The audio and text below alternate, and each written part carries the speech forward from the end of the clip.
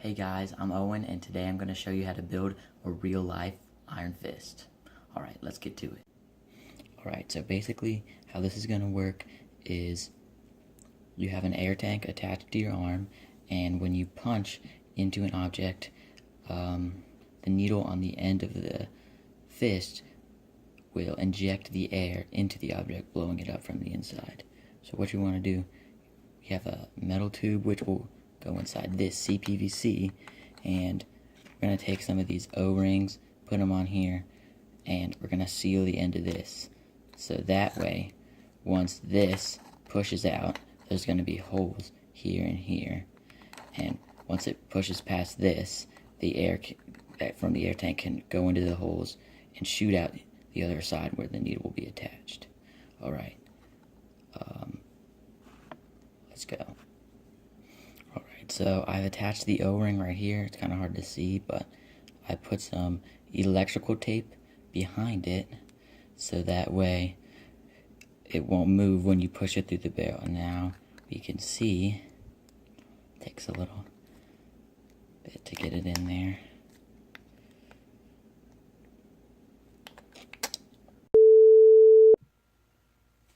Alright, so for this next part we're installing the needle or the tip. This is just a pen, like the tip of a pen. The first part you just want to go a little lighter. Fuck.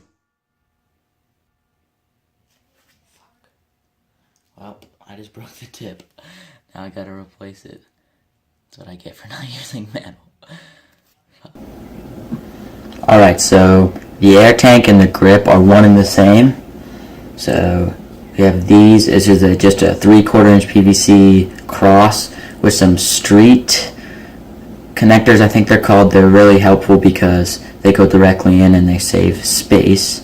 So this will go like this. Then we'll have some more elbows like there, and one on the other side so I can have a handle. And then the air tank will just stick out the back with a cap on the end and a bike valve through the cap, which we use to pump up the air tank.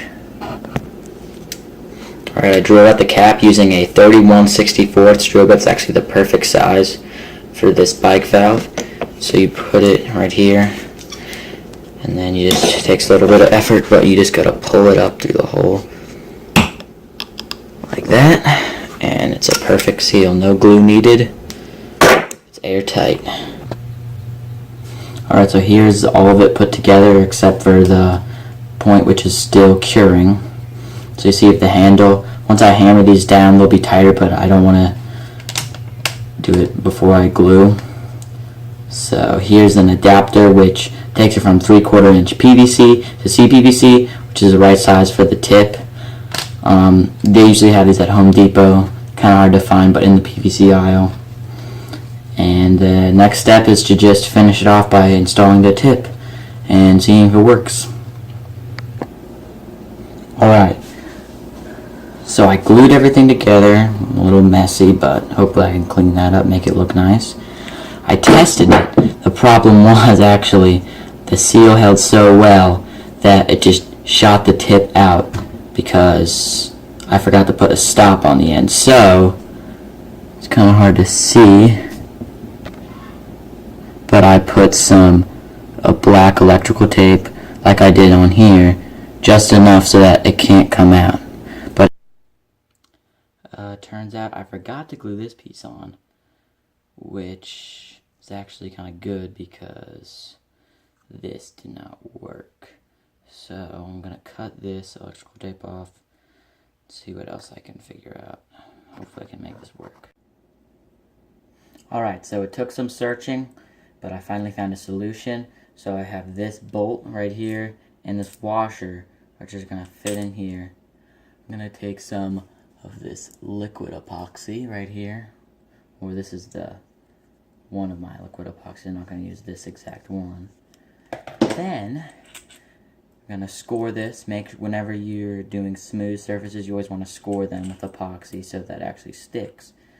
I'm just going to cut this a little, stick it in there with some epoxy, and then we'll be done. Hopefully this is the final time we'll say that.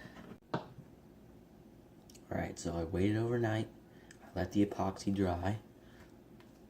You can see kind of right around there. That's where it dried, but hopefully it's a good seal. It seems very sturdy, so that's good news. Now all I gotta do is take some of this PVC cement and glue it into the air tank. Okay, so finally finished it. As you can see, I glued this piece on, but it was leaking and was really hard to, trigger the air release. So all you gotta do is take some of this WD-40. It's like the white lithium. It's like more permanent. Spray a little down there. And then it actually stops the leaking and it makes it easier to pull up. Alright, so it's been a few days and I finally got a replacement tip after the one broke in the form of this hose barb. Let's take the tag off. And I also realized that once this pushed down, some of the air was able to just escape around, like, through this tube and, like, not through the actual point. So, I'm going to take one of these O-rings from before and just slide it on and then put it to the point just as it gets past the first O-ring. The second O-ring should clog the hole. It's like, here. You can hear it. Oh no. Alright, 1 second. I need to get this out somehow. This. There we go. Anyways, I'm going to go ahead and put this tip on. Just screw it on.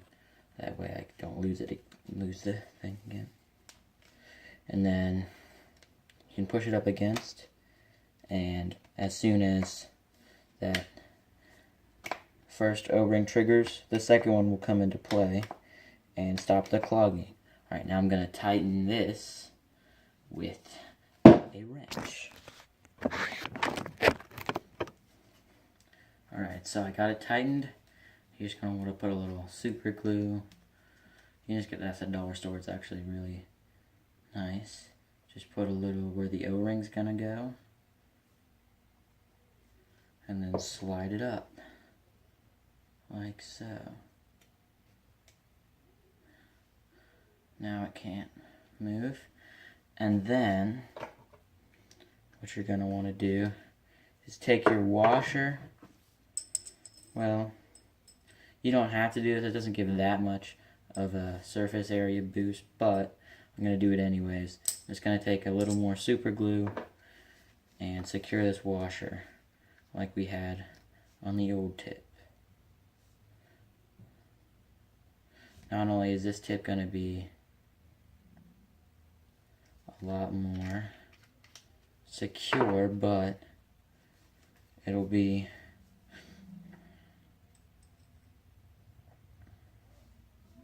a lot sharper and sturdier. Alright, now I think we're done. We can actually give it a little test. Alright, it's leaking a little bit. I gotta re-lube it, but I've gone ahead and put some flour in here so that when I stab it and release the air, we can see how it works. So you just go like this.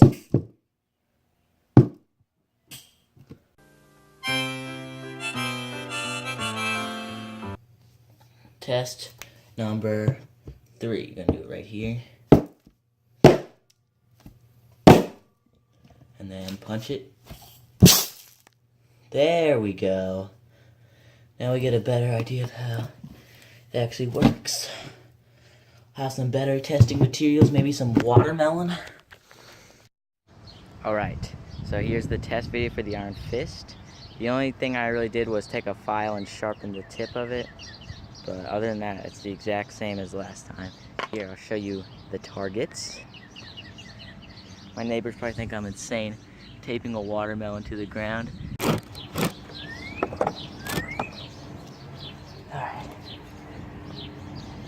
Alright, hopefully you can see me.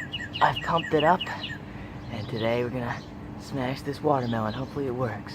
Never actually tested it on this. Alright. So, first you gotta do the initial stab. Alright, that was a bad one. We do it. There we go. And then we're doing the airflow in 3, 2, 1. Well, that actually kind of worked. Oh man, you can see how it actually kind of, here's the hole, and then right through there I can stick my finger all the way. That's where it blew out. That's actually cool. I didn't even think it was gonna work.